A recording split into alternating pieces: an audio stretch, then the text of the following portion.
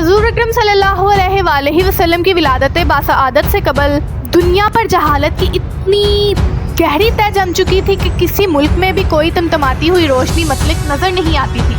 ہر جگہ تہذیب و تمدن، اخلاق، مذہب، حکمت اور معرفت الہی اس طرح برباد ہوئی کہ پوری دنیا اندھیرے میں ڈوب گئی۔ اگرچہ ہر ملک میں خدائے لم یزم کے مرسلین اور اس کے نیک بندوں نے انسانیت کو شرف زندگی بخشنے کے لیے مذہب، اخلاق اور علم کے میدانوں کا انتخاب کیا، مگر ان کا مقام پست کیا گیا، جس کی وجہ سے آفاق مذہب کی اصل شکل منسلخ ہو گئی تھی۔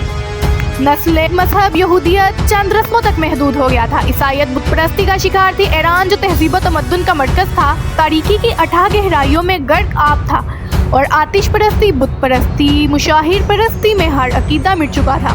ایرانی شہنشاہیت کے مقابل رومیوں کی سلطنت قائم تھی، جو دنیاوی علوم و فنون میں شوکت و عظمت میں اپنی منفرد مقام رکھتی تھی، اور مادی و علمی ترقی کے باوجود روم اور یونان ذلت اور پستی میں ڈوب چکے تھے، اور اپنے غلاموں کو وہ مویشیوں کی طرح ذبح کرنے کو جائز قرار دیتے تھے، نیز اپنی اولاد حقیقی تک کو بھیجنے میں کوئی آڑ نہیں سمجھتے تھے۔ اس طرح عیسائیت میں توحید کی بجائے مشرکانہ عقائد در آئے، روحانیت نے جنم لیا۔ راہب مردوں اور راہب عورتوں نے خانقاہوں میں خیاساز حرکتیں کی، چوری، زنا، دھوکہ سازی عام تھی۔ زاہدوں، راہبوں اور مذہبی پیشواؤں کی خدمت گزاری کے عوض وہ نجات کے پروانے حاصل کرتے۔ رانیوں اور رومیوں کی طرح مصر کے بت پرستوں میں وہ تمام مصائب موجود تھے جو بت پرستی کا خاصہ ہوتے ہیں۔ غلامی نہایت ہی ظالمانہ انداز میں راج تھی۔ قتل انسانی سامان تفریح کا الغرض مصر میں مذہبی و شائستگی کی کوئی علامت موجود نہ تھی۔ ہندوستان کی حالت اس سے بھی کہیں بدتر تھی۔ بت پرستی اس قدر عام ہو گئی تھی کہ بت کا نام بھی بت کے معنی سے ہو گیا تھا۔ اس وقت ہندوستان میں ماورائی طاقتوں کے مظہر پہاڑ، دریا، درخت، حیوانوں کی پوجا کی جاتی تھی، جس سے اس ملک کی جہالت کا اندازہ ہوتا ہے۔ جہاں تک بات ہے چین کی، تو اس کی حالت تو اپنے ہمسایہ ممالک سے بھی زیادہ بدتر تھی، یعنی کنفوشی، تاؤ اور بدھ مت کے امتزاج نے چین کی مذہبی اور تہذیبی حالت میں ایک جوار بھٹا پیدا کر دیا تھا۔ وہ بھی پتھروں کے بجان مورتیوں کے سامنے سجدہ ریز ہوتے۔ یورپ، جسے آج اپنی تہذیب پر ناز ہے، نہایت وحشیانہ حالات میں تھا۔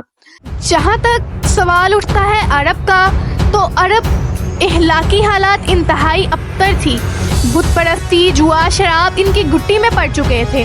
عرب میں بت پرستی بہت عام تھی۔ سب سے بڑا بت حبل تھا، جو خانہ کعبہ کی چھت پر عمرو بن لہی نے نصب کیا تھا۔ مقام زمزم پر اوصاف اور نائلہ کے بت تھے۔ لات، عزینات، یعوق قبائل کے بت تھے، گویا ہر قبیلے کا الگ الگ بت تھا۔